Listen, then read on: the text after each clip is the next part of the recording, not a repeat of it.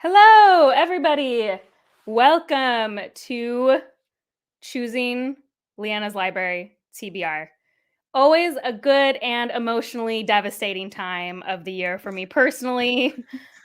It's time for Leanna, our thank you friendship to for end. joining us. Introduce yourself. I feel like if you're here on my channel, they know who you are, but you introduce yourself anyway, just in case. I'm Liene of Library fame, and I read primarily fantasy books, sometimes other things as well. I am quite known for disliking Sanderson, even though I have given certain Sanderson books 5 stars. But I think if there's like a thing I'm famous for, it's for disliking Sanderson.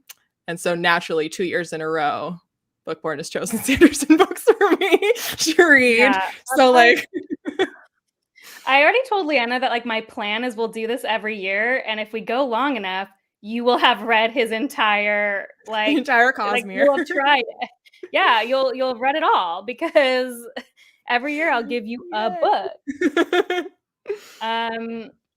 Yeah, so this year it's interesting because for everyone who doesn't know, we switch 4 books and we don't tell each other. So like I don't know what she thought about her books. She doesn't know what I thought about my books. Everyone knows what you thought of the Gaiman book. Well, we'll talk about that tomorrow. That was just like, well, we all knew I was going to like that, so it didn't really matter. Oh, wow, there's lots of people. Hello, Fantasy Awash and Matt and Pete. Hello, everybody. But sometimes we get vibes. Like, we'll know a little bit. So for me, I was like, well, the Sanderson book, that could be like 1 star to 5 star. Like, I don't know. That's the only book I gave you that I thought you could hate. Every other book I thought you were going to like. But I think one of them you didn't. And that's going to really surprise me. What do you want to... That's because, like, even though you just went on a whole thing about how we don't know a single thing about what the other person thinks, that's not entirely true. Because you were like, if you dislike this, you have to tell me right now. I was like, well, I didn't. Yeah, I did say that. I did threaten that. Okay, everybody's coming back to me now.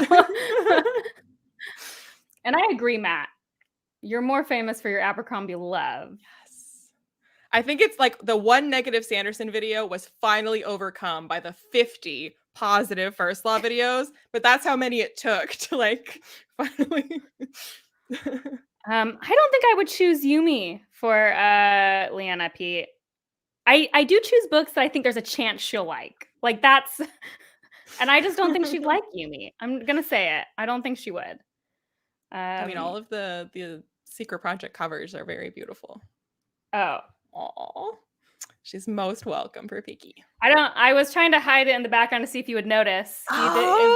Is joining us tonight. Hey, Piggy. Just for anyone, Leanna sent that pig to my daughter. It's a long story, but it is our house mascot now. Like it comes everywhere with us. It travels with us. My kids are thinking of how it's going to be themed into our Halloween costumes this year. So, wow. We now I'm trying to think of like costumes that could like involve a pig. I can't think of it. No, it's like it's not like about his pigginess. It's like we've narrowed it down to either like Zelda or Harry Potter. So we're like, we'll dress him up as a quaffle. Okay, so it'll be like how Stitch gets dressed up as every Disney character. So Piggy will get dressed up as every He gets just to be a part of the family costumes, you know? I approve. So what do you want to start with? Do we want to start with a book like the Gaiman equivalent, which was a book I gave you that I was like 99% sure you were going to like, and I know you liked it?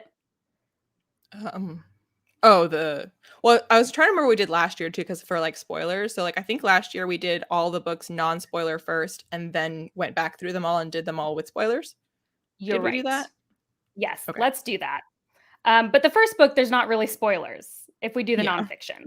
And I think we also explained like before we heard what the other person said, like what the reaction was, like why we picked it. So I'm assuming this is what you're talking about. Yeah, so I picked Invisible Woman, Data Bias in a World Designed for Men for Leanna. This was, so we also have kind of started doing like a feminist rage pick. That was accidental the first year, and now we're like, well. When you said this was like the Gaiman pick, and I was like, which one was the Gaiman pick? Oh, no. It was like, I was pretty confident that you would like it. It was like an easy pick.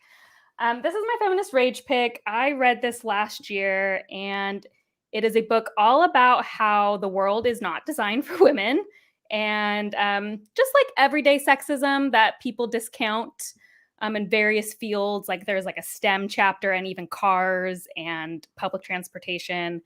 And we both like data, and according to the internet, we're both raging feminists. So yeah, that's why I picked it.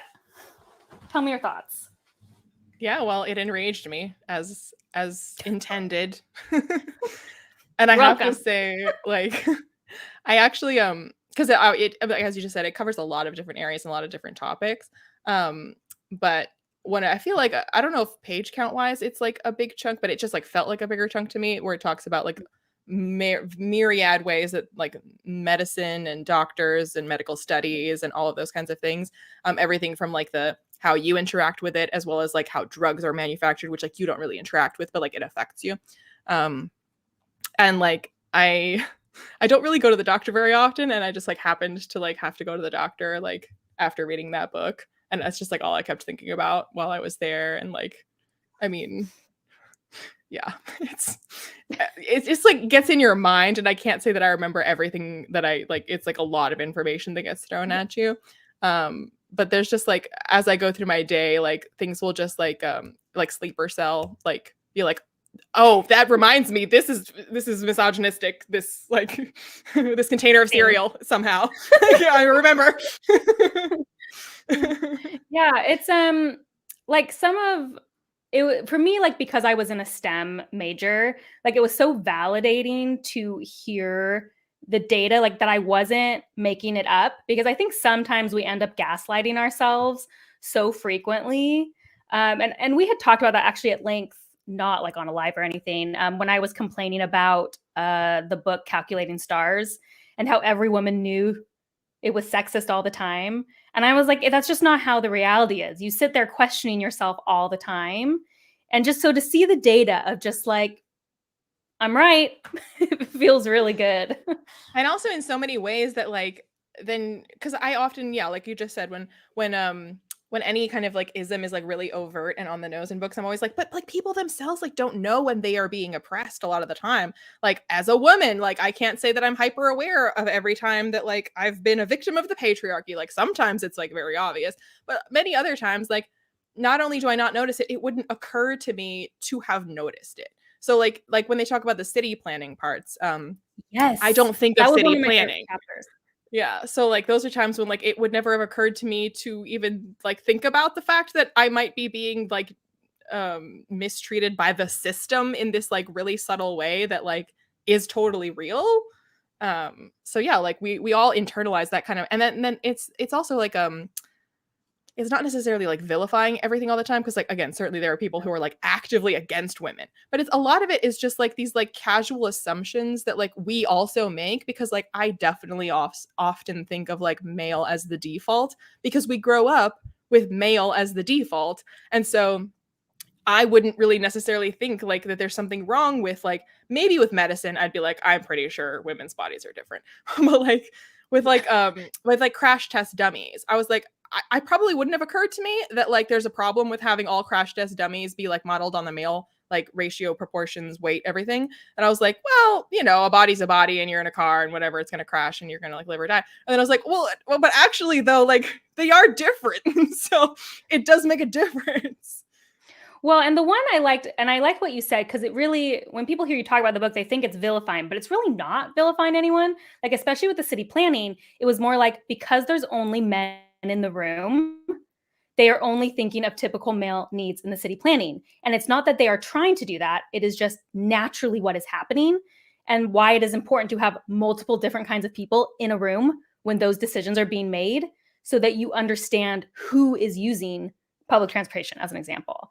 The other part I really liked of that novel was the bathroom part, because as a woman, going to a bathroom in a public space is hell on earth sometimes. Like when I go to the theater, I literally have to be like, okay, Zach, I am going to the bathroom right before the show, and then I'm not drinking anything because I will not be able to go to the bathroom the rest of the time because the line will be 40 minutes long. And it talked about how they give equal space to men's and women's bathrooms and how that's not actually equal because women can't go to the bathroom as fast and we have to have stalls, and how you need like double. I happened to go to the theater also shortly after reading this book, and as I was going to the bathroom, I was like, well, it's funny because I am going to the Taylor Swift concert this weekend. And oh, do you like Taylor Swift? It's crazy. I know. I've never even heard of her. I just happened to get tickets. And the like a lot of all these venues are converting male bathrooms to female bathrooms because like demographically it just doesn't make sense otherwise. And so it was just like one of those interesting situations. I was like thinking about that book. Have you read Radium Girls? I have not. I've heard of it, but I haven't read that can be my rage pick for you next year. I have read Radium Girls. Shauna, it is a fantastic book. 5 out of 5 stars. It's a great feminist rage book. You just want to make me angry. Well, I thought that was pretty good. Okay. Oh, door stalls swinging in. I mean, I don't know if that's the patriarchy, but it should be because terrible. Okay. Yeah. So I'm glad you liked it. I mean, liked it in a bad way, but yeah, I mean, that's the thing with like nonfiction a lot of the time, well, depending on the subject matter, with something like that, it's like, I don't, these are just like facts and I don't like these facts, but it's not the book's fault that these facts are bad. Yeah, exactly. Yeah. Okay. Well, good. I knew that was going to be a good pick. So yeah. What should we talk about next? Do you want to break my heart? Let's just do the Sanderson pick because that's the one I think people are always super interested in. All right. You mean people don't care about women's issues? Yeah, that checks out. Well, it tracks. I don't know what your ratio on your channel is, but we got the Emperor's Soul novella. I said that you should be happy because how many Sanderson books could I give you that are like 200 pages? Yeah, that's very true. So even if you hated it, it was low hating. I mean, the Stormlight is really, really long, but his other books aren't like Stormlight length. Like, no, but I mean, Warbreaker is like 700 pages, so people complain about that one a lot. And I gave you that last year, so you picked very short, generally like really short books for me. You're welcome. So. In fairness, the 2 longest books you gave me though were easy reads, if that makes sense. Like easy to like when a what's it called? Like when an essay collection is long, that's like I don't know. It doesn't feel arduous to get through like an essay collection because it's like. Well, it could if you hate the essays. Well, that's true. It kind of depends. I mean, anyway, like a 1,000-page book that you love feels short, and a 100-page novella that you hate feels monstrously long. So, what is time? I wonder what you work in. The Skyward novellas are short and they're bad, so I'm not going to give those to Aren't Liene, they also, even like, though not written by Sanderson. Yeah, they're not. So it really leans into the YA-ness of them, and I did not like them. The end. Well, I've read the first Skyward book, and I quite liked it. So, let's not ruin that.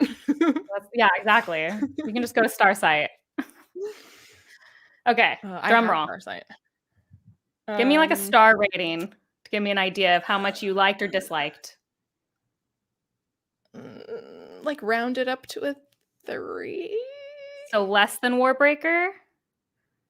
So like Warbreaker, I thought was like the story and stuff was like pretty engaging. All those things about it made me mad, but it was like the spoilery ending of it that I was like mad about in a way that I was like, this isn't like about the story and the narrative being compelling. It's like, I'm offended that you've made this choice in the end of your book. Whereas like Emperor's Soul, Emperor's Soul there was nothing in it that I was like, excuse me. So I'm not like mad about anything in it really. But mostly I just like don't get the hype. And there's like some specific, like I took notes on my phone I have Emperor's Soul notes. A lot of them, I took these notes when I read the book, which was like a while ago now. So I was reading my notes back before. What? So your notes don't make sense to you anymore? Because that happens to me sometimes. The more thorough notes make sense to me, but some of the, like one of my notes is just the word unsubtle. And I don't know if that's in reference to a specific passage or the book itself, but at some point I thought that it was unsubtle. I don't know what I was referring to. So some of it came back to me as I read over the notes, and other stuff I was like, okay, well, wish I'd elaborated on that. So yeah, wait, this has to do with someone in the comments mentioned Elantris. Is this taking place in the same, it has something to do with Elantris? Is that same universe or same world as Elantris, just like a different side of the worlds? Okay. Yeah, I DNF'd Elantris. So.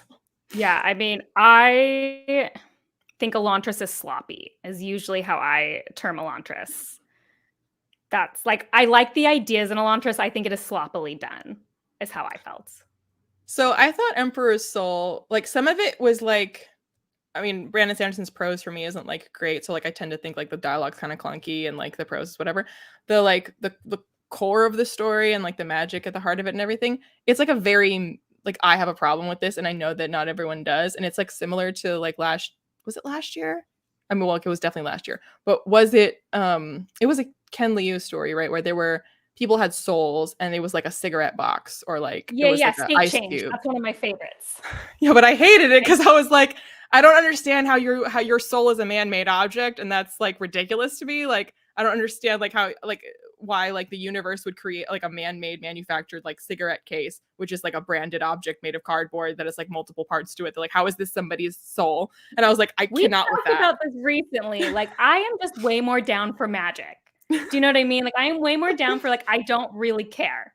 Like, if magic is magic. We were talking about that for something else where you're like, you'll probably like that more than even I did because you're just like a magic-y person. Well, I think I was specifically talking about like deep lore because I also don't care about that. Yeah. And like you care more about that. So yeah, like the way the magic worked in this, which is because this is so short, it's kind of mostly about that. And like it's not really like a whole bunch of character stuff and then also this magic thing is happening. It's like basically the whole book is about this magic thing. And because the magic thing was similar to like the Ken Liu story where I am not on board for this magic, so like I couldn't really like get into it like the themes or anything because I was the whole time being like, but this is ridiculous. Like I don't buy this. You just didn't like that they could make a sealing wax stamp. So like the idea that like magic with souls of some kind, like that can work for me, but it's usually like it works better for me if it's an entirely like soft magic system where it's kind of inexplicable. Because I'm like, that's like, if you're gonna try to like be really specific about it, you're probably gonna lose me because I'll be like, I don't think that makes any sense. So like, but unfortunately, Sanderson is known for being very specific about the thing. But not only did we have souls, we had like objects with souls, and like this is again where it's like a man-made object, and then we get it like basically I just kept thinking of like the ship of Theseus, that like if like this object, like when does it become the thing of this thing? You know what I mean? Because like if a table is made of 4 legs and a top, and it's made of like wood, and it's made of varnish, and it's made of all these things, when does it become the table with the soul of a table? And if we replace the legs, which part of it contains the soul? And like now, because we're getting super specific about these things with this magic system, I'm like, now I'm thinking about that and I don't think this makes any sense. That's all I'm thinking about. But here's the thing, Liene, hear me out. If you read all of Sanderson's Cosmere books and listened to some of his AMAs, if I only did that. Does that help? Like, does that help? Like, does that make you feel like you want to know more? I'm so motivated now to do that. It's funny though, but I wonder, but no, in serious. I wonder because like, I actually just had this conversation with my dad because he read Yumi and the Nightmare Painter, and my dad likes Sanderson works, but he is not invested or understands anything about the Cosmere. Like to him, that is nothing. These are just fantasy books. And so he read Yumi and he was like, I don't get it. He was like, even though it's a standalone, there was stuff about the magic that he was like, I don't get it. And I was like, well, here's the thing. In Sanderson's world, there's a cognitive realm where souls decide what they are. And there's like this whole stick seeing in Words of Radiance. If Liene wasn't a hater and you had read Words of Radiance, I have heard about this stick saying that it's a stick. Of course you have, because the fandom has overblown it and ruined the scene. But like, it was a good scene before they ruined it. So I do wonder if sometimes my perception of these magic things are ruined because I understand like the levels of it, whereas it shouldn't need that to make sense. Does Well, that because I make was also sense? reading this going like this, it either was nominated or it won the Hugo Award. And It did it win? Or was it I nominated? know it was at least nominated. I'm Wait, not look at the sure. front. Does the front sticker say it? It just says 10th anniversary special Oh, edition. no, I don't know. I'll Google it. Someone in the comments will know. Yeah. But again, at the very least, it was nominated. And it won. Okay. It won. Yeah, that's what I thought. And in 2013. And in fairness, I've thought this many times reading like Nebula, Hugo, Locus Award winners. I'm like Michael from Arrested Development. I'm like, her. So partly, I mean, like I try not to like expect too much of a book because it's won an award, because like that book didn't set itself out to be like, I am an award winner, I'm so great. Like it just existed and then other people gave it an award. So it's not the book's fault if I'm like, I don't think you deserve the award, and the book might be like, I don't either. So like that's not its fault. But I was kind of like trying to like I was trying to understand, like, because I have had multiple people be like, oh, I know you don't really like Sanderson, but if you're gonna read a Sanderson, like you should read Emperor's Soul. I think you'll really like that one. And like I've seen like tons and tons of like reviews on Goodreads, of course, that are like, this might be his best work yet. This is like one of the most brilliant things he's ever written. It's won the Hugo Award. And I was just like, I don't get it. Like, Do you think that hype ruined it, or do you think it didn't affect how you felt about it? I don't think it affected how I felt about it, but it did affect like after the fact, where I was like just trying to like, because sometimes I'll read something where I don't like it, but I'm like, I get why this won awards. I get what people are getting out of this, even if that's not like, that's what I felt about Memory Called Empire. I hated that book, but I understood why I won awards. But I want to. But then I'm scared of reading it because of people saying things like that. So, and actually, like after years and years and years of like trying to get a non-angry person to explain to me what they get out of Way of Kings and like the Stormlight Archive, is that me? Finally, have I explained that? No, it's actually well, this probably isn't universally true, but like it was Angela from Literature Science Alliance who was talking about like the way that the magic is like really based on physics, and how like, I watched that video. Yeah, it was a cool video. Like she was like talking to me in like okay, person who doesn't like this book, let me just explain. And so it was like the first time that I was like, okay, I would never care about that, but I get why if you did care about that that would be really, really, really cool. And it also suddenly made sense to me why my dad really likes the books, because he was an aerospace engineer. And so I was like, okay, I bet he's getting that out of it. So like that makes sense to me. But yeah, with this, I was just like, I didn't feel like the magic, well, I had problems with it, obviously. But then I was like, okay, but if I can like try to forget it and like go with it and be like, pretend you like this magic, Liene. Pretend you like it. No, like, how did you feel about the story? And like, I kind of get what he was trying to do, but this is where I was like, I just feel like it didn't really like spend a lot of time developing like characters and like the way that like they're being affected by the situation and the way they're thinking through this stuff, where I'm like, I kind of wish this was a full novel, because I'm like, mostly this book was this magic that I was not on board with. And the like themes are the more like human side of how they exist in a world where this magic that I think is stupid is real to them. So like if they're like assuming these are the rules, like this is the world they're operating in and this is how they're experiencing it, then like I could latch on to like their experience of something that I think is kind of like dumb. But there wasn't much of that because it's so short and it's like just about the magic. So I was like, it's just magic. If it was like a 500-page novel and like this was the magic, but we were like really delving with the like implications of how this is like the people part of it, then I could have, I think, liked it more. But we just didn't do that with it. It was just the magic. I didn't like the magic.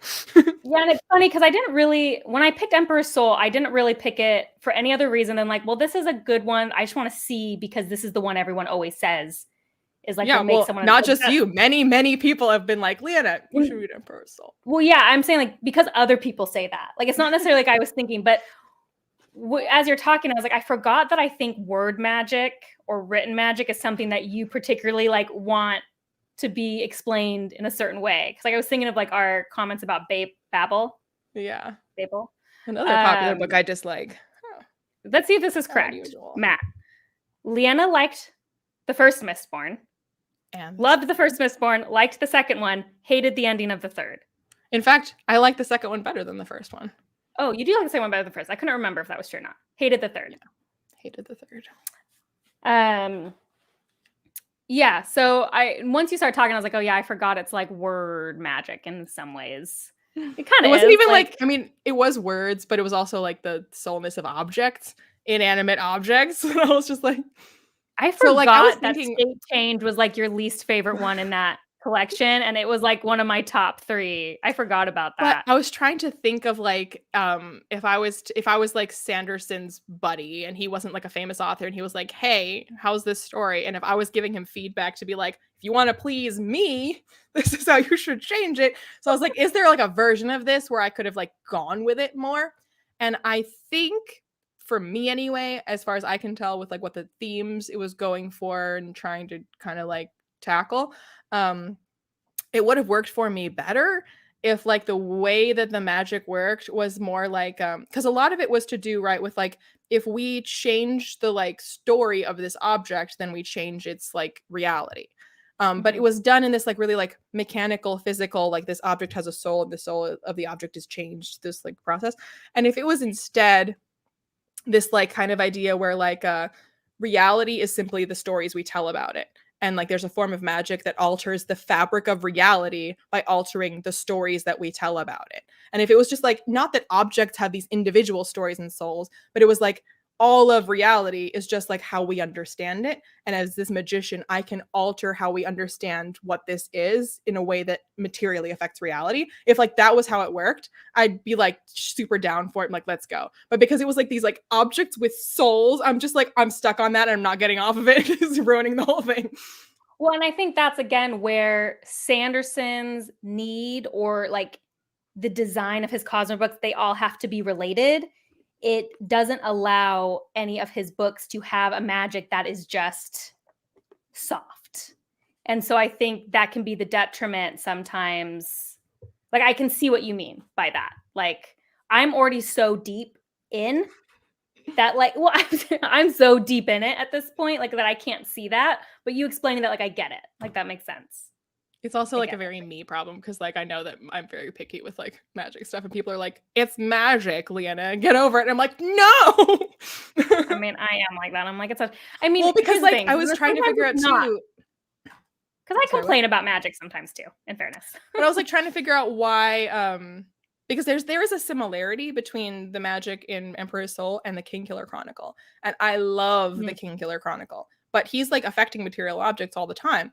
And I was like, why does this work for me? And this definitely doesn't work for me. And I was like, well, it's mainly because like that's how Kvothe affects the material world because he believes something about it so hard that it becomes true basically. I mean, that's not exactly how it works, but it's like, you know, the sympathetic links. They're like not like a physical like this object is, you know, he's not really doing anything with the object. It's like I believe in a connection between these things, and if I'm able to believe these things, like I can affect reality. And so like that's where I kind of like was like, well, if Emperor's Soul is more like where like the story of reality is what's being affected as opposed to the story of this object, like that, yeah, that just didn't.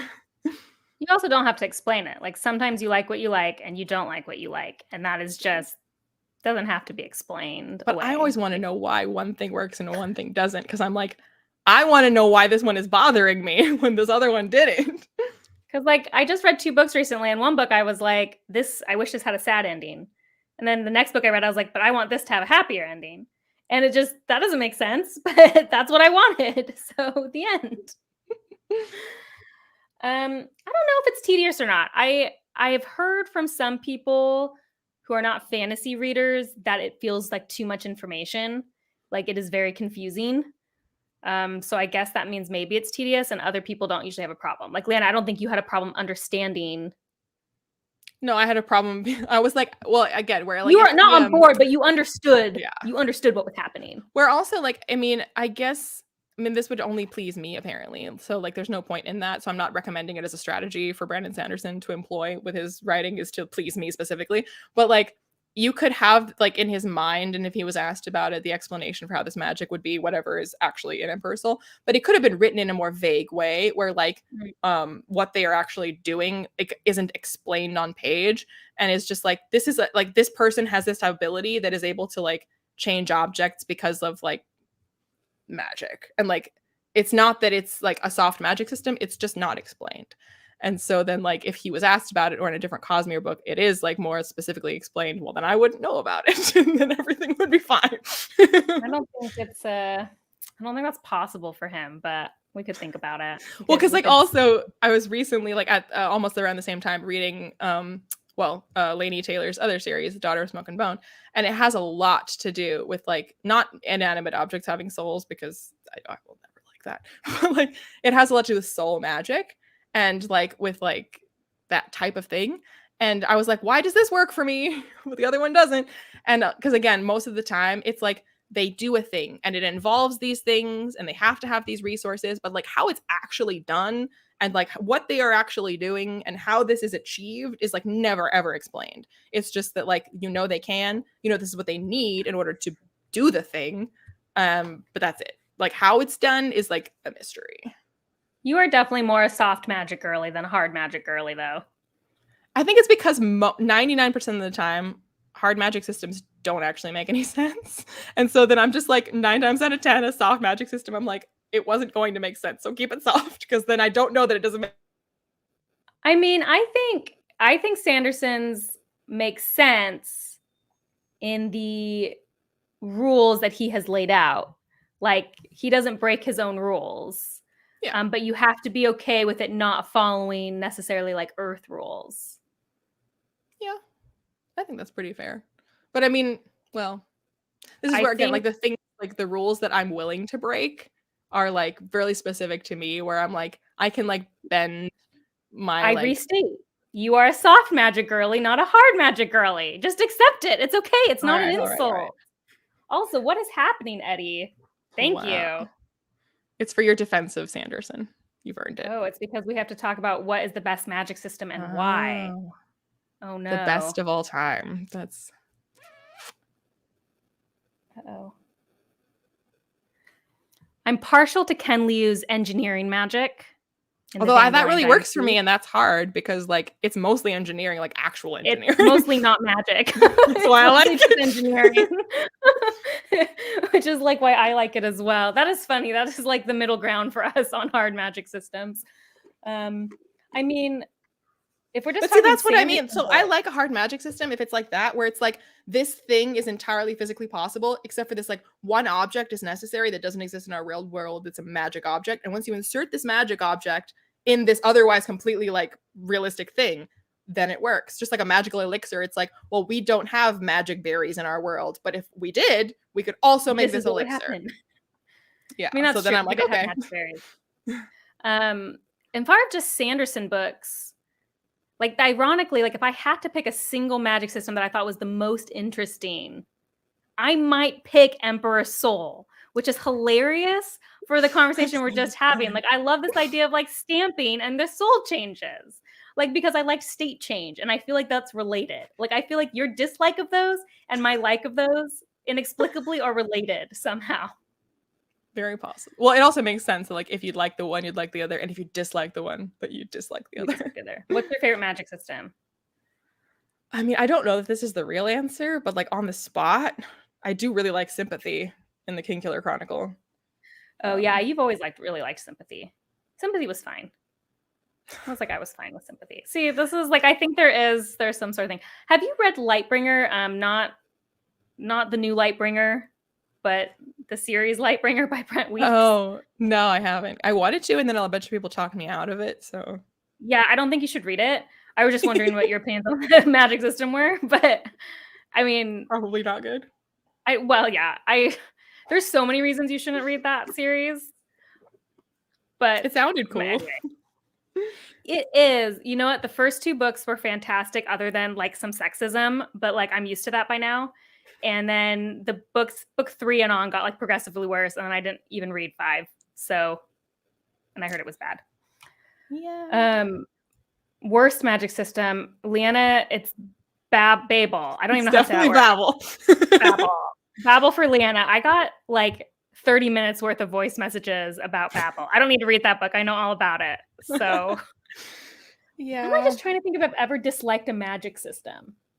Because you didn't read Babel. So that's why you've never disliked a magic system. But I told you at the time, I don't think Babel's magic system was going to bug me. I don't think it would have bugged me, the magic. Now, I other think things in that book other would have things bugged me. about Babel would bug me. Yes, other things. That's why I'm not going to read it. But I don't think the magic system in Babel would have bothered me. There have been magic systems I didn't like, but I can't off the top of my head. Yeah, okay. I mean, it wasn't like a 1-star. So to me, any Sanderson that's not a 1-star is a win. So, Well, also because like I know ratings are personal, so like it's totally fair to 1-star something because you just don't like it. But like as a reviewer, I'm like, well, but like I want to like account for my personal taste and also like quality of book, so that I like land at like a 3 or something if I'm like, this is not my thing, but it was like fine for what it is. So it's kind of like I know this like soul magic like thing that like absolutely never works for me, but he's hardly the only author to have employed like a device like that. I'm like, I can't with that. And like, if you're going to use that as your magic system, like, I guess it's a perfectly fine book. I'm just never going to be on board with that. So I'm just like, I guess 3 stars. Cause like, if that's going to be your magic system, like it was a fine version of that. It wasn't like definitely not like the worst version of that type of thing. I think I would say I liked it better than State Change. Is that what it was called? Yeah, it was called State Change. Interesting. You liked it better than State Change. Yeah. Because truly, like someone being born with a carton of cigarettes as their soul, I cannot with that. Just let it go. But once you accept that it's a cigarette box and then she smokes it all and the box is left, it's a revelation. I don't know. You're a hater. I get what it was going for and I still hated it. This is the real reason you like Abercrombie so much, is because there's not magic. There's just because he doesn't when there is, he doesn't explain it, because he's like, it would ruin it if I explained it, so just don't worry about it. I don't think Joe can explain it, and that's not a rude thing. Look, I just gave 2 of his books, the last 2 books I read, 5 stars. By the way, I started that. You started Wisdom of Crowds. Yes. I think that means something else too, and I'm very happy with it. Doesn't actually. I just decided to listen to Wisdom of Crowds because I was excited. And Stephen Pacey is so good. I was like, okay, I just need to listen to it right now. You hear me? Okay, this is just interesting. What are some of the things you see a lot that you think are sexist in books? Where do we begin, Liana? What's sexist? Well, I mean, because like there's a huge spectrum. Like obviously there's books that are like really overtly sexist, and that's not how like almost anyone would be able to be like, wow, that was really sexist. But there's like a lot of like, I don't know, subtler things that are like. Here's what I'll say broadly. Just make sure your female characters are people as much as your male characters, and that they have thoughts, opinions, and ideas, whether or not those are on the page. They don't have to be on the page, but they need to have character motivations. So like, for example, when I talk about Lightbringer being sexist a couple of times, this is actually a trope I see in several fantasy books, which is like what I'd call the happy whore. Like the woman who is just like so happy to be just like the king's favorite side piece, and she's in love with them and it's so great. I'm not saying you can't have a character like that, but like most of the time it's done very, very poorly. And the woman tends to not have any agency or like real human thoughts or emotions. There's also, and that's when it feels sexist. Don't describe what your female characters look like unless you are also describing what your male characters look like, or there's a very particular reason, such as like she's wearing a magical cloak that is important to the plot that we need described to us. Like if you are only describing the appearances of female characters and maybe mentioning a leather jerkin on a male character but nothing else, that's sexist. Yeah, you just gotta think about the lens. And like, here's the thing. I read books where I notice sexist elements, and I still like those books. So it's not like it's automatically for me to be like a no. It's just like, yeah, I notice them, and sometimes it annoys me. And if it keeps going, I'm going to be maybe too annoyed to like your book, but maybe not. But yeah, there's a lot of there's layers to it. A lot of it's contextual as well. It's contextual. Yeah, that's the hard thing. It's hard. That the Lightbringer one is the one that I think of is just like, yeah. And the best example of this is like, actually just let's do the First Law. Because I always say that Ardy in the First Law is a character that could go wrong in so many ways. She is like a very typical, like over-sexualized woman character. But because Abercrombie is so good at making his characters feel like real people, she doesn't fall into any of those traps. Like I like Artie a Although if you lot. asked him about it, he would like He tell you doesn't like her. that he feels that he like was sexist in how he wrote her and the whole first Law trilogy. And I was just like, like sir, like you're maybe not wrong, but also the bar is so low that like you are like so way low. up here. And I think the thing is like, even though it isn't overly typical character for fantasy, like again, she feels so real. She feels like she has her own motivations and inner life that it doesn't feel that way. And so like a lot of it is just like sometimes sexism can be the line between just like a good writer and a bad writer. Well, I think it really, I mean, what the first thing you said is like the thing is like, as long as you are thinking of and treating and writing your characters all as people, all as characters that like have like motivations and personalities and interests, like irrespective of their age, gender, appearance, height, or whatever, it's like, that's really it. As long as like they act like people because you think of them as people, you're probably going to be fine. And maybe something will be like kind of sexist, but like, ultimately, like the impression you'll leave, I don't think will be a sexist one. Totally. Thank you, Joanna, for agreeing with me. But on the same, this is not a first law discussion, but on the same note, like I do see. But I'm here, so isn't it though? It's fine. It's always a first law discussion. Like I see how Savine is an upgrade? See how Savine, what? Upgrade? Yeah, like not an upgrade, but I see you telling me that Abercrombie was displeased with Artie. I see that thought process and how he ends up writing Savine is all. I see him kind of reworking Artie in some ways. Not like, because I don't think they're similar characters, but I do see like the point A to B that he does with that. And ultimately, said, I like Savine a lot. In like a first or early draft, he originally was giving Savine like an internal monologue like Glock does, and was like, that doesn't work. That's just like not her deal. Like that's not her vibe.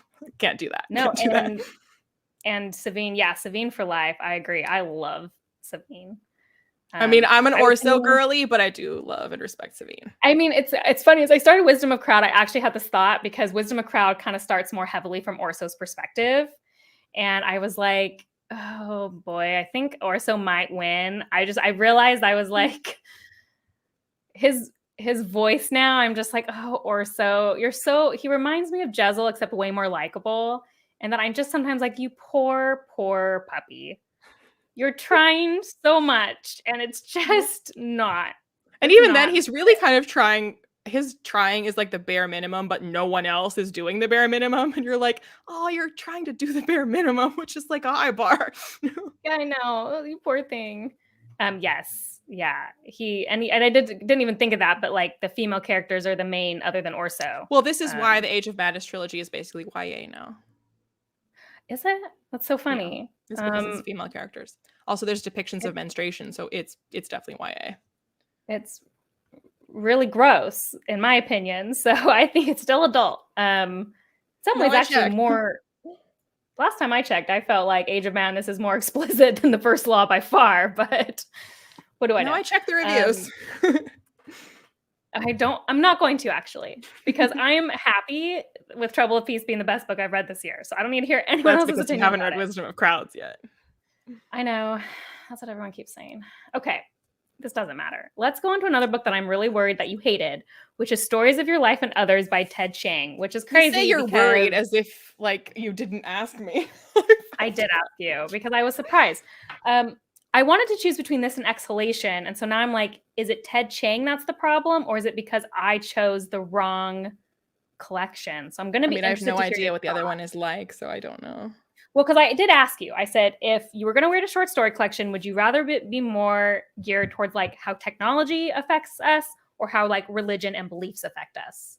And you chose religion and beliefs, which is why I chose. It also have a lot of technology. All of his stuff has lots of technology, but Exhalation has more technology, if you believe it. Maybe that. Well, I don't know. A lot of my issues were with the technology, so like. Okay, so then maybe this will be better. Here's the question: was it like a completely like you hated the whole thing, or was it like, wow, there were stories I liked and stories I hated? I mean, mostly I did dislike every story, but it was always this like constant thing of like, I know what you were trying to do. And like, I think, well, some of them, a couple of the stories, I was like, I literally don't know what the point of this was. But like, some of the stories, I was like, I know. Well, it was almost like the Emperor's Soul thing, right? Where like he would like spend so much time on the technology, and the technology was like not, it was like ridiculous. Like this was like, this isn't how this works.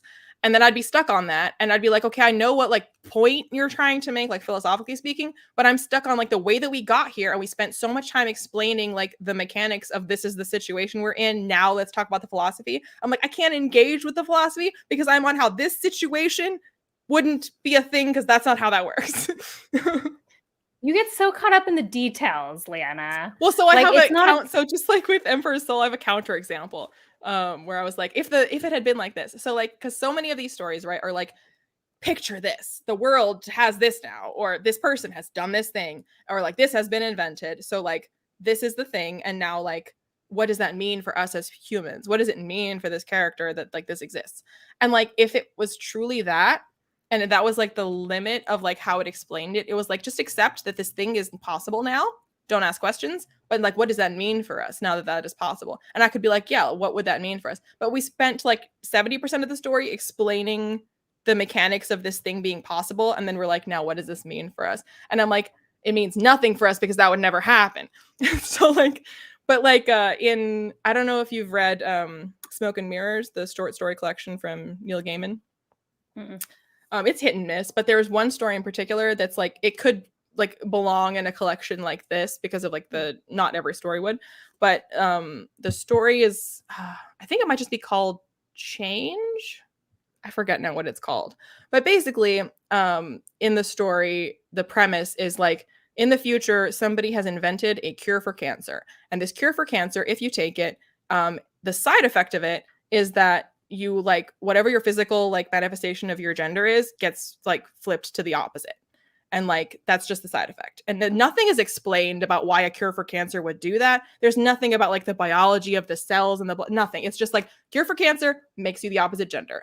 This is just the fact. Like, he invented it. That's how it works. There's no way around it. And so he's like, so accepting that this is a thing that exists, now let's have a story about like the unexpected repercussions of like how people react to that, how people use that, how people might use it not even needing it for cancer, people refusing to take it even though they have cancer, like all the ways that like people react to this. And that's what the story is about. But if he had spent 70% of that story explaining the biology of like, well, if we change your cells to fight the cancer, then it also changes the cells to like make you, and like, I would be like, that's ridiculous and that would never happen. And that's sci-fi, Liana. They have to do that because that's the point of sci-fi. Well, then you need to come up with a more plausible scenario. It is. See, this is soft. Somehow this is soft and hard magic again. Somehow. Yeah. Let's here. Tell me some specifics about some stories. Okay, so one of the, it wasn't the first story, but it was like, or maybe it was. I don't think it was. I guess I could look. I don't remember any of the names of the stories, but it's the one where the guy like gets injections to get like smarter and smarter and smarter. I think that's Understand. I think that's the second one. Yeah, I think the first one was like the Tower of Babylon was the first one. Yeah, I actually, the first one was like the weakest one in for me. I didn't. Yeah, that one like gripped me at first because I was like, it was such an intriguing like, what are we doing here? Yeah. And then it ended, and I was like, I don't know what the point of that was. Yeah, that's exactly how I felt. I was like, wow, this is so good. And I was like, I don't know what this means. So. I kept waiting for it to be like, so what are we building towards? What does it all mean? And I was like, it didn't mean anything. Okay, great.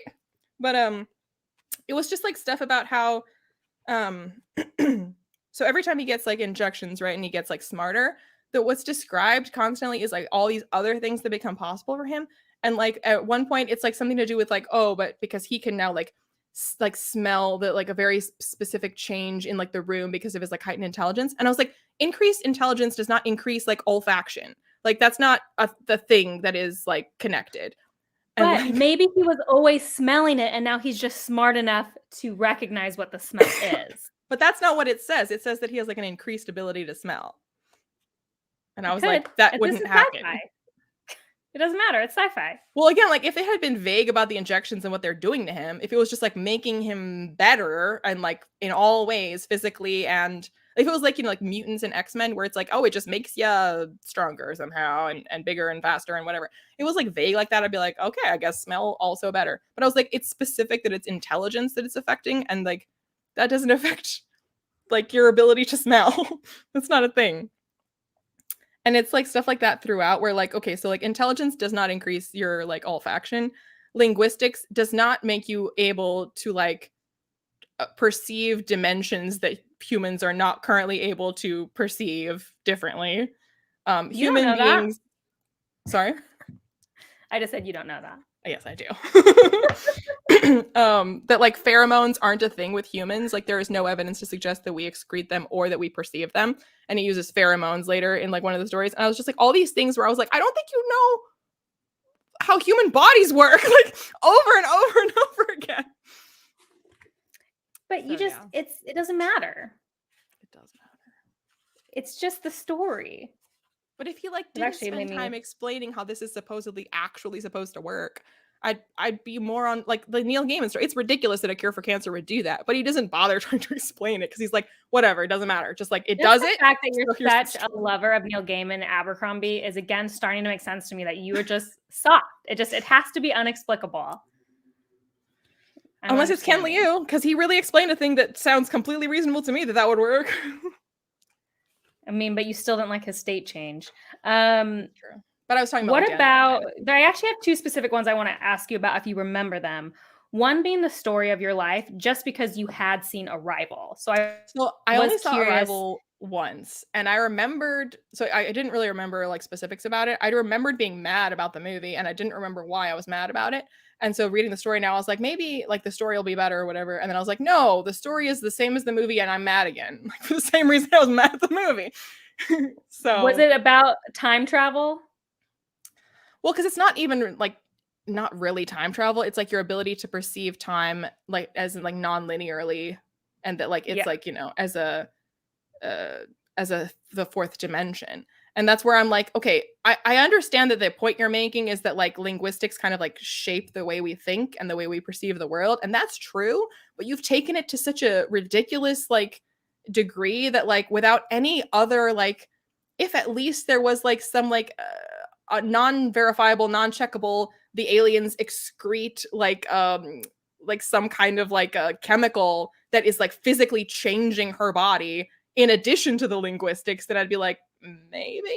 But you're telling me literally just learning their language and now she can perceive like the fourth dimension different. I'm just like, absolutely not. It's sci-fi, Liana. It doesn't have to exist. It doesn't have to be. See, now you want even more explanation. You've got to choose a side, Liana. You've got to choose if you want explanation or no explanation. But see, like that's where like an explanation that involves something inexplicable. Because if it's like, there's this thing, this like chemical, never before heard of, never before seen, cannot test it in a lab now, doesn't exist. But we're telling you that scientists in this universe found this chemical and studied its effects on this person's body, and it was making this happen to them. I'd be like, I have to believe you because I can't check that. So like, fine. And then the other one I wanted to ask you about was Hell is the Absence of God, only because that was my favorite in the collection. That was the one where that's the one where they can see heaven and hell. Yeah. And you know, you go either one is like you're happy forever, one is you're miserable. But if you get like struck by lightning or an angel or something, you automatically go to heaven no matter what. But he gets struck and goes to hell instead. So he has this perfect knowledge, but he's also in hell. Yeah, I liked that one probably. Like, I can't say that I really liked it all that much because it did feel a little bit like I don't know that I know what the point of that was. But I definitely liked it better than the tower one, and it didn't really have any science in it, so there was nothing for me to be angry at. I'm curious. I don't like to ask this on a live generally, but like, what is your religious affiliation in general? Agnostic. Agnostic. Okay.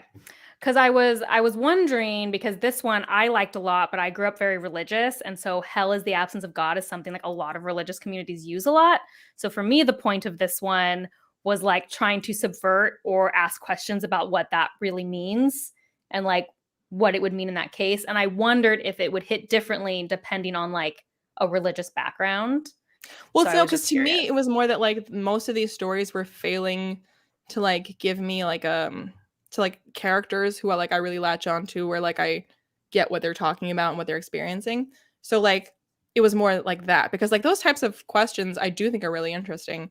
You just wanted it to be more character focused. Well, because I'm like, if the point of this story is to be like, what would this mean for people to be presented with this situation? Well, then like I want to have a story where I'm seeing people that I feel like are people, and I'm seeing how they are experiencing this. And like through that, it's an example, how a person might react to this. But because it felt more like, here's just like the situation, and here's some like insert characters that are like in this situation, think about it. And I'm like, I mean, I would like to think about it like while you tell me a story about characters that are like experiencing it in a way where I'm like believing that they're experiencing it. It makes sense to me why maybe you liked Ken Liu's collection so much more, because Ken Liu's collection was all rooted in like character versus idea. Have you read The Three Body Problem? I have. I also had You some have. problems with like. I was gonna say, because I feel like you must have hated it. No, I didn't hate it. You didn't hate it? It was like, well, it was actually like a couple science things that I was like, that's not how that works.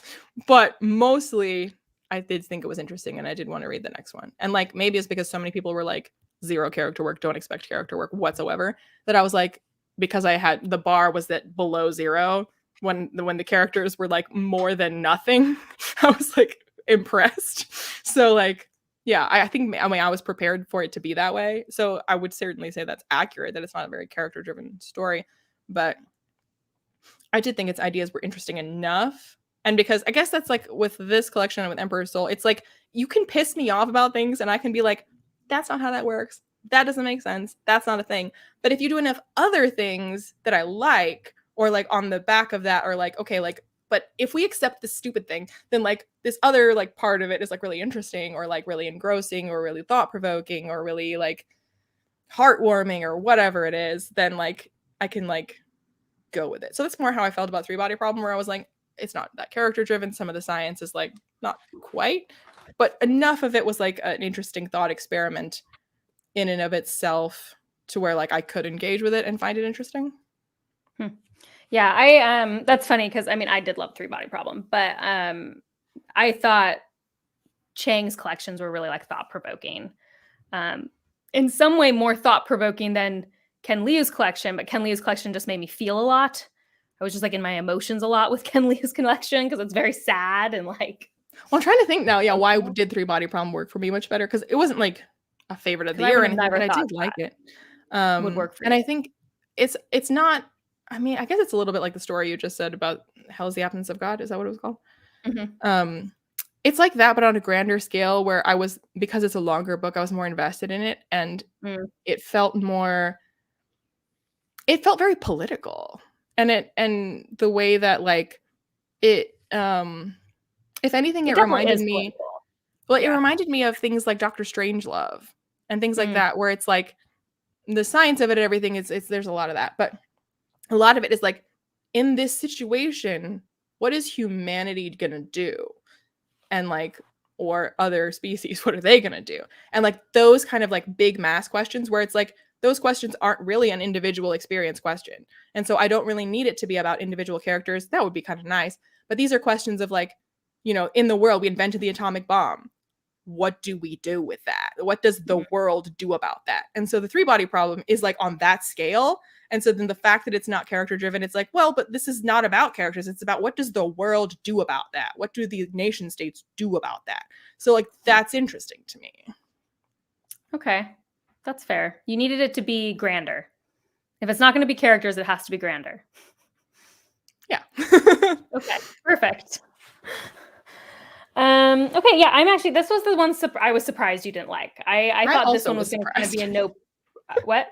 I also was surprised. I was like, well, this will be great. I kind of thought it was going to be a no-brainer about, well, actually, I think what happened is I was actually more nervous about the Paper Menagerie last year. But then you loved that. So I was like, oh, well, then I'll just give another short story collection I really love, and it'll be fine. Like, I wasn't nervous. Yeah, I like flew too close to the sun. I was like, I didn't know. I didn't know. Anyway, okay. And then my other pick was, this one I was definitely like, I wasn't sure if you were going to like it or not. I didn't know. It was like more horror aspect. So I was like interested to give you that, just because you can, you like stabbing eyeballs out. It's all the same. But I had told you that I had a big problem with something in the ending. And so I knew that you would likely have a problem in the same way, kind of like with Strange the Dreamer, except you didn't warn me about Strange the Dreamer. You just let me wander into that and be depressed. Well, I wrote a lot of notes for... Oh boy, that means it's bad. If you like something, then it's not... I mean, those notes are bad, but also I was oddly compelled. So like I have like so many notes about things being wrong, but like I did think it was like a page turning like mystery that I was like, I do want to know what's happening. And when we got to the like horror aspects of it, I was genuinely kind of like, whoa, like I was kind of like surprised that you had chosen it, read it, and liked it. Cause I was like, if I read this, like, well, I had a lot of problems with this, so I probably wouldn't recommend it. But like those parts of it, I would be like, oh, I would never pick this for a bookborn because like this is... Well, I mean, I wouldn't pick it for me either normally. This was like an SPFBO finalist, so I had to read it. It was my favorite of the finalists, though, just because I thought it was like the most compelling by far. Now, am I going to go read other books even though I really liked it? No, because it was gross, and I can't handle gross things. But like, for me, like I can still appreciate the grossness. I feel like this author's strengths are in this sort of like speculative horror part of it. Because like most of my notes are about the same thing I've been complaining about the whole time, is about this is not how this worked. This is not a thing. This is not what existed. This is not what they did. This is not how that functions. So like all my notes are that kind of thing. And then when it came to the horror, like speculative part of it, I was like, this is genuinely like really unsettling, really horrific. And like when I've been so disappointed reading Stephen King because he's like the guy. And 99% of the time when I read Stephen King books, I'm like, blood, gross, blood, scary, super scary, and like I'm like, where is the like scared? Like I'm more scared reading Coraline. So like I wasn't like, I don't know if scared is the right word, because I wasn't like jumping at shadows. It's not a scary book. It was horrifying, and I was like, yeah, this is much more horrifying, and went places that I was not expecting it to go than a lot of Stephen King that I've read. So credit where it's due. That part was good. Was it mostly the historical stuff you did not like? Yeah, and like he spent a lot of time in like I don't know percentages, but it seems like, like at least 50, but I would say probably 60 to 70% of the book is like talking about like the ship and like being a doctor and like the positions and how the like hierarchy functions and what he's doing as a doctor. And like I watch a lot of like historical naval things. So I'm like, nope. Like, okay, literally just the fact that there was in the beginning or towards the beginning, there's a character that needs to have a finger amputated. And he said it once and I was going to let it go because I was like, maybe he didn't mean it. But he repeatedly came back and back and back to recalling that this is what he'd used a bone saw to take off a finger. And I was like, you wouldn't use a bone saw to take off a finger. That's insane. And then like, but then later, okay, so like this became more ridiculous to me because later in like the big climactic battle that I won't spoil, so he uses a bone saw to remove a finger, but during a climactic battle, with one swing of his sword, he beheads somebody as like he's just like fighting. And I'm like, oh, you didn't need a bone saw for a head? You need one for a finger, but you can just decapitate somebody with one swing of your like rapier? Like, I'm like, that's ridiculous. That's insane. But like, and then like the way that like there was like no discipline on the ship, and the way that the captain didn't know anything that was going on, the way that people were doing things that like really wouldn't be allowed to do. Like there's so much discipline on a naval vessel. Like they would be like put in irons, they would be whipped, they would be... Wasn't that the point though, is that this had no discipline?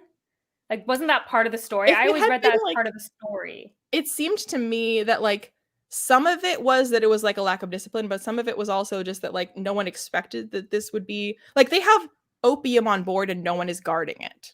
And I'm like, that's insane. Like they guard regular rations. They guard regular just like rum and bread on board a ship. You would guard the opium stash. Like, I don't understand why it's not being guarded.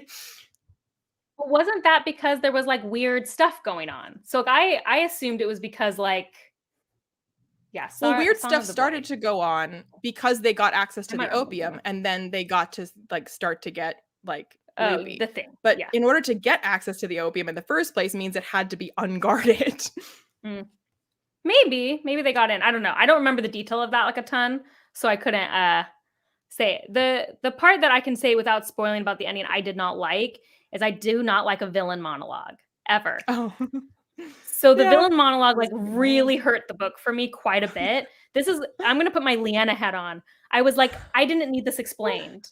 Like he did not need to explain anything in that book to me and I would have been totally fine. Like weird crap is happening, that's fine. This is horrific. I'm just going to assume it is what it is and you do not need to explain it to me. So I was curious if you felt that way or you wanted the explanation. So I think that having the explanation so like, let me explain it to you, like that's always clunky and I'm always annoyed by that. But like I was interested to know, okay, like what is going on? So I was happening? like, I wouldn't deliver it this way, but like I wanted to know the answer. So I was like, all right, give me the monologue. I want to know. It was just like, it was so frustrating because I was just like, why? Why would, I mean, I don't want to give it away, but why would this particular villain care at all about monologuing to you? Yeah, they wouldn't. Like, And because they wouldn't. In addition to monologuing being a clunky way to deliver information, just at all times, always, it's also just like I hate when, in addition to delivering information, it's giving a character time to like get a weapon or get help in a way that you're like, they would be dead by now because they wouldn't stop to explain themselves before just killing you. Yes. And that, I mean, I didn't have, you had other issues, but that was the biggest issue I had with the book was just like, here it is. Well, and then there was a double fridging. I was like, so much fridging is happening. I did notice the fridging. I gave that one a pass only because the time period we were set in, I thought that the author was kind of just doing it because that's how they felt, but it did. I did talk about that when I read the book. I was like, probably wasn't necessary, but yeah. Well, so I feel like if they like either like fixed it with like some research, but like if it was like one and not the other, I think it would have been okay for me. But again, like so like I genuinely think like the speculative horror part of it is really inventive and like those are like it's hard to come up with an idea that's genuinely unsettling. And even like when I ignored all the things that are not how like a naval ship would function and I was just like, but just being on a ship, forget the specifics, just being on a ship and like generally like this vibe happening and like these kinds of occurrences happening. I was like, this is being done chillingly and this is being done with a lot of atmosphere and I want to know what's happening. And then I just kept getting annoyed because every time that we'd go back to like normal life, there would be all these like details to like show off how much research was done. But I was like, but it's wrong. Yeah. So. And that was one part that I talked specifically about in my review was I felt like, yeah, what you said, the speculative horror was done very well because I actually felt suspense. And I feel like it's so rare that I actually feel suspense in a book. And so like the skill was there to write it in a suspenseful way, which I thought was interesting. Because it's hard. But like, okay, the finger amputation again. Okay, so much about okay, genuinely like half of my notes are about the finger amputation because it made me so angry. So, the bone saw made me angry. And then the fact that like after this kid has had his finger amputated, I think he had a couple fingers amputated, but regardless, like he doesn't have like modern like painkillers or anything like that. And like it's either like that night or the next day he's like dining with the officers as like a treat for the lad who's lost his fingers. And I'm like, he would be curled around his hand in mortal agony because his fingers have been severed and he has no painkillers. And also you don't get to eat with the ship's captain because you got your ship severed on a naval vessel where people are constantly getting injured because it's a warship. So I was just like, everything about this is making me so mad. But again, and maybe I'm remembering wrong, but that's when things were weird.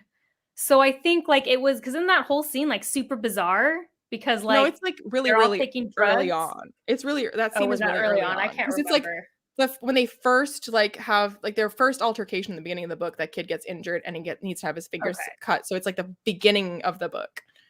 I thought it was later. I couldn't remember. Yeah, maybe I just ascribed too much of that stuff to just being like, well, they're taking drugs. So that's like basically what my opinion was. Much. They're just like, yeah, you know, whatever. I can only explain. Yeah, so I'm surprised. I was less successful this year. I'm trying to think. I couldn't remember what I gave you last year. I gave you Warbreaker, Warbreaker, Paper Menagerie, Paper Menagerie. the Roxane Gay, Oh yeah, Bad Bad Feminist. Feminist, and the Time Birds short. This is How You Lose the Time War. Oh, this is How You Lose Time War. Okay, so actually, it was probably a similar this year. I just didn't give you something you loved like last year. So like last year, I felt better because I did get loved one book Invisible Women. What? I loved Invisible That's Women. true. You loved Invisible Women. That's true. That's the nonfiction one. It doesn't count. The nonfiction one is like, that was an easy pick. Well, I feel so mixed about Song for the Void because like I was so angry about the stuff I got wrong, but I was genuinely, truly, truly impressed with like the horror side of it because like I'm so disappointed constantly with horror books that I like pick for October time and I'm like bored, don't care, blood, whatever, doesn't matter, not scary. And like this book, I was expecting it, because you said it was like horror that like eye gouging or whatever. And so I was expecting some violence or whatever, and it just like went places that I was like shocked and just stunned. And then I would get shocked and stunned by the inaccuracies and write those down. But like I feel like his strength is like that's not something you can research, right? Is like coming up with something like existentially horrifying. And like that was the strength of it. So like forget researching naval ships. I was gonna say if I read another of his and it's like modern, maybe you would like it more. Like where there's no research involved. Like it's just like a modern setting. Or even like, I don't know, like pure fantasy where I'm like, I don't know what like discipline is like in like the land of fantasies naval ships. But I do know what it's like in the real world. It wasn't like this. So like, yeah, stuff like that where I'm like, but like, yeah. The horror stuff was like, I was like glued to the page in shock and horror. Like, what's happening? At the very least, it wasn't a hard read to get through because even if it was annoying you, it was like interesting. Like that's how I felt about that book. It was. I also take a perverse pleasure in like finding a book that gets so many like technical things inaccurately, like wrong, so I can be like, wrong again, wrong again, wrong again. Well, I'll make sure to choose that, I guess, for next year. This is how, if it brings you so much joy. Half Sick of Shadows happened, where I was like, wrong again, wrong again. Half Sick of Shadows, did you give that one star? Because I think I gave it a 2-star, 2.5 maybe. You must have given it 1. I can't. Why would I give it more than 1? Maybe I don't give that many books 1. I've given like Darling Girl 1. I gave Norwegian Wood 1. I gave The Circle 1. I just want to say that if you can read Song for the Void, there's so many TV shows that I feel like you should be fine with. Because you know what though, reading. So I don't have a vivid mind palace. I always try to tell people this. Like it is much easier for me to read violence than watch it. Like I'm a huge baby. Like there is absolutely no way I could watch A Song for the Void. I can read a song. Honestly, there's no way I could watch it. Honestly, same. And so I like it, the violence on the page is just a lot easier for me to just gloss over in my head. It doesn't play for me. So I think I'd be okay. Because even like video game violence can affect me more than a book. Like I had to stop playing. I've played like every Tomb Raider, but then I played one of their new ones, and it was like really realistic and like bloody, and I was just like, no, like I can't. And so it's the visual for me that's hard.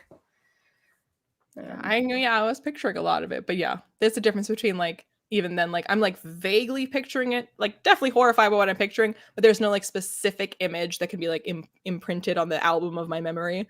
So yeah, I don't know. I just like even characters, like I have a vague sense of what a character looks like, maybe a hair color. Yeah. You should ask me what any of the hair colors are in First Law. There's a 50% chance I'll be wrong. I just have a sense of a character. In fairness, I don't think Abercrombie like focuses very much on like physical description, except for where and when like it's like. I know Savina's bald because she wears wigs. So like I have that in my head. So you don't have to picture a hair color for her. So that's why I know it. You know what I mean? because it's always funny to me, like, this is kind of a different topic, but, like, when people feel very strongly that someone looks wrong in a TV adaptation, I'm like, it has to be pretty wrong for me to even question what someone looks like, because Usually if I feel like someone doesn't look like a character, it's less to do with like the shape of their nose is wrong and more to do with it's like a they don't have vibe. the vibe. It's a vibe. It's completely a vibe for me, like, and because of that, like, I have seen fan art of characters that are vastly different, but both catch the vibe. So I'm like, yeah, either of those are fine. It doesn't matter that they're, like, polar opposites, like, you got the vibe correct.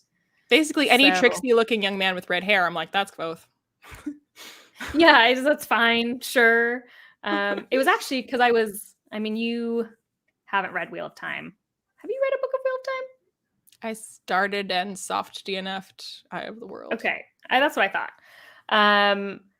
Like, I was doing this video where I was saying my top 10 characters, and I just wanted, like, an image.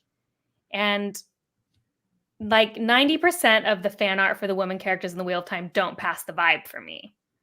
Like, it was weird. It was like looking at those, and all of a sudden I was, like, wanting to use the show's depiction. Because I was like, well, that's better than this fan art. That. Well, I mean, that's the only thing I liked about the show, to be honest, was I actually quite like all the actors. But it was just interesting because it was like, okay, technically I know this fan art is more accurate on like hair color, skin color, eye color. But you've drawn this woman like with giant boobs and a tiny waist. And like, is that really like the vibe of this character? Like, it's one thing for the princess character who's like kind of prissy to be drawn that way.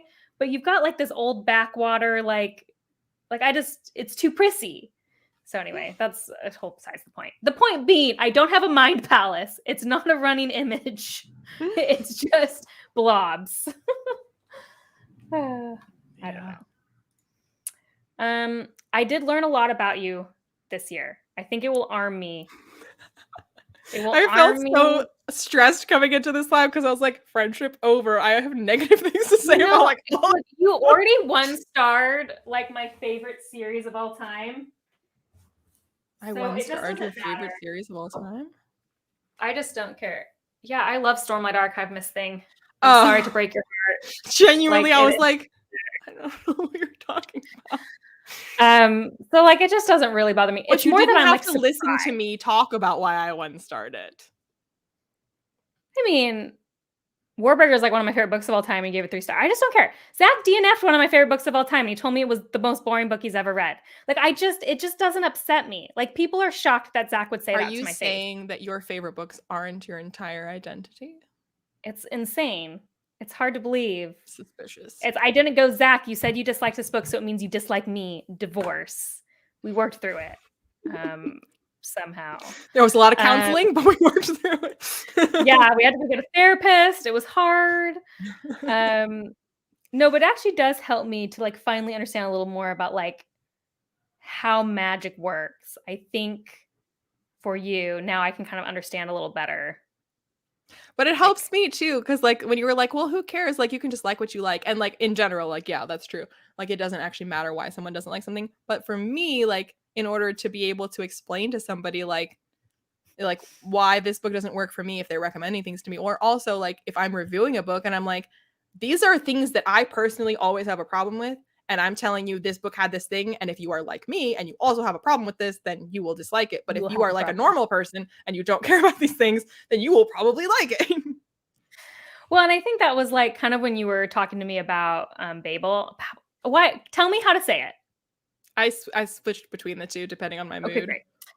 When you're telling me about Babel, like it was easy for me to like understand your complaints, but also know that I wouldn't care about the magic system. But then it was also like you hated this one part of the book, and I would absolutely also hate that part of the book.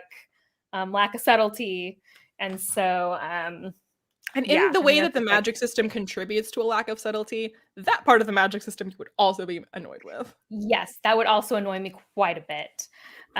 So yeah, it's like I have a better picture now, I think, of what kind of fantasy works. No inanimate objects with souls, or souls being inanimate I'm just like any soul magic from here on out, I'm just going to avoid. I'm just going to... Except if I ever make you read Daughter of Smoke and Bone, you're going to be like, this is constant soul magic. She makes no sense. I still haven't even read the second book of the other one. Strange the Dreamer. Nightmares. What's the second one? Muse of Nightmares. Yeah, I don't know if I trust. I don't know if I trust Taylor anymore. It's really good. Like, I don't know. She kind of broke my heart, and I don't know if I'm gonna. I did have some years between reading Strange the Dreamer and Muse of Nightmares coming out to like recover from the betrayal, but yeah, I might need some more years. Overall, my view of your books is more favorable. Overall, except for one book, the Gaiman one. Yeah, I hated it. Clearly, as I'm now reading like every Gaiman that was ever written to my children since we just finished Fortunately the Milk last night, and we're reading Coraline currently. Yeah. But since you like short stories so much, have you read Gaiman short stories? Oh, I read Trigger Warning. I talked to you about that. I read Trigger Warning a while ago, and I liked Trigger Warning. For me, that kind of short story collection, it actually didn't work as strongly as like Liu's or Chang's. I think I prefer Liber Menagerie as the collection is like the gold standard. And the Trigger Warning, like it was fun, but it wasn't like life-changing for me. Like there was a lot of fun stuff in it, but only a couple of them were really like, whew. There was one in Trigger Warning about a woman that was really disturbing. I'm trying to remember. It's like Gaiman, so that checks out. Yeah, but it was like the experience of like being stalked or something. I can't remember which one that was. It's been a minute since I read Trigger Warning. That one like stuck with me. By the way, because there was like Doctor Who stuff in there and like Sherlock, which I enjoyed. It just wasn't like, it was doing what it was doing. Yeah, rereading Smoke and Mirrors this year, because the first and only other time I read Smoke and Mirrors was like quite a while ago. And reading some of the stories now, like obviously it's like hit and miss because it's a short story collection. But some of the stories, like the one that I mentioned earlier about like the cure for cancer one, I was like, oh yeah, this, because it's a quite old story. It's like his first ever short story collection. And like for that collection to exist, he had to have written those stories before then to even put them in a collection. So it's like not a new story. And a lot of them are like that, where I was like, this story feels so relevant for like right now. And he wrote this like 30 years ago. And I was reading it like going like, when I read this the first time, however many years ago that was, I like vaguely appreciated it, but I wasn't really like being like, dang, like the relevance, the like prescience, like whoa. What it is. Yeah, and I think that's kind of like Gaiman's fiction. Is like Gaiman's fiction, it all is Gaiman. It all has his style, but it is in some ways all over the place. Like he really doesn't mind just trying a lot of different things. So he's kind of one of those interesting like favorite authors of mine where like it's not guaranteed I'm going to love this one, but I'm never going to hate it. Like I can't imagine hating anything he writes, but there's going to be stuff that like just doesn't work quite as well as like. Yeah, what I always say is that he's my favorite author, not because I always love the stories that he's telling. I quite often don't, but I always love his writing. Yes, he's always going to have good writing. He always has a thought. And yes, Gaiman's voice. Like he is the only, I hate audiobooks. And I currently have there are two people that I think improve the experience of a book. And Neil Gaiman is one of them. And Stephen Pacey? It is Stephen Pacey. Yes! This is why we're friends. I wasn't a Stephen Pacey believer though until Age of Madness. Because then like I listened to Age of Madness, because I read Little Hatred. And then I listened to A Trouble with Peace. And I was going to read Wisdom of Crowds because I was really excited. And I was like, well, I don't have time though because I'm reading this other book. So I'll just like listen to like the first couple chapters on Wisdom. And then I was like, I do really like Stephen Pacey. I think I finally have to just admit it. That like, I like Stephen Pacey. Those are the only two though. Stephen Pacey otherwise I'm neutral to negative about every other. Stephen Pacey is like a one-man play. The way he does different character voices, it's like I sometimes forget that it's just like the same person doing these voices because they sound so distinctly like different people. Well, and what happened is like Pacey has captured what Abercrombie has, is where like Abercrombie doesn't need to tell me what perspective I'm in. I know from the first sentence. And I had this moment where like it was dialogue that was the first sentence of a chapter, and I was like, oh, it's an Orso chapter, and I was like, oh, Pacey got me finally. Like I know like I am so connected to the voices. Here's the thing, though. I tried listening to Andy Serkis do a Discworld book, and I had to stop. His Lord of the Rings narration is it good? So good. I don't know. Something with the way Andy Serkis was talking, like I couldn't. It's unpopular. Look, you know who else I can't stand of reading things to me? Michael Kramer. Oh, he's the worst. Like, beloved. I can't. No, I can't. it's terrible. Like, you know, but Michael Kramer sounds. Is it Michael? That doesn't sound right. But whatever. Kramer. He sounds like bored and disinterested with what he is reading, and that is infectious. And then I too am bored and disinterested with what he is reading to me. So I don't know if that's the problem for me, because like sometimes when I read nonfiction, if I ever do an audiobook, I prefer like a very neutral tone of voice. So it's like, there's I don't neutral know. And there's like, I'm reading this book and I don't know. It's too deep. And that is like, I feel like I can't even say that because people love Michael Kramer. But Neil Gaiman, you had told me specifically that I should listen to Norse mythology, which I wasn't going to do, but you told me to. And I had to admit, like, I think I enjoyed that book more because I listened to Neil Gaiman read it to me. And so we'll talk about it tomorrow, but I actually half and halved View from the Cheap Seats. I listened to half of it, and like I would listen to some and then I would read some, just depending on what I was doing. So that was I kind of like listening to it first, because then I got his rhythm in. Because like once you hear Neil's voice, then you can kind of like keep it going in your head. You start reading in his cadence. Yeah, I really did. I started like listening in his cadence. So, but I'll listen to his books. Yes, Truth is a Cave in the Black Mountains, because not only does he narrate it, but he's accompanied by a string quartet while he's narrating it. I know you've told me about this, and this is where you lose me. And then the picture book. So not into the extra audio experience. And then if you flip through the picture, because it's a short story, but you can get like a fully illustrated picture book of it. So if you like look at the pictures as you're like listening to this, like, it's amazing. Okay. It's so good. Here's what happened. So everyone always talks to me about immersion reading, and it sounds like hell on earth for me personally. Well, but this is not even reading, because I don't look at the words. It's just the pictures that are like. I understand, but I just want to say that like I gave it the college try, actually with View from the Cheap Seats, just because I was like, oh, I just happened to be listening to it and like it's right here, so I'm going to try it. And it was horrible. I like could not, it was torturous. I was like, this is horrible. I will never do this again. And so I don't know, looking at a picture while like hearing music and listening, it seems too adjacent to that. So it's amazing. Like when I'm listening, even Abercrombie, like there's this music at the beginning of every section, and I'm like, why? The clinking of chains, just like the doom, doom, doom. I'm like, what? I don't need this. Like, I never asked for this. So that's how I feel. But I will say Stephen Pacey is very good and Neil Gaiman is very good. There are sometimes Stephen Pacey is so good that he kind of spoils the reveal of a character entering the scene, because he's done the voice of the character before you're told who it is, and you kind of like were supposed to be surprised to learn who it was, but he did the voice so accurately that you already knew. I think that happened in Trouble with Peace, because that sounds so familiar. I remember being like, I don't think I was supposed to know who that was, but I know who it is. Yeah. So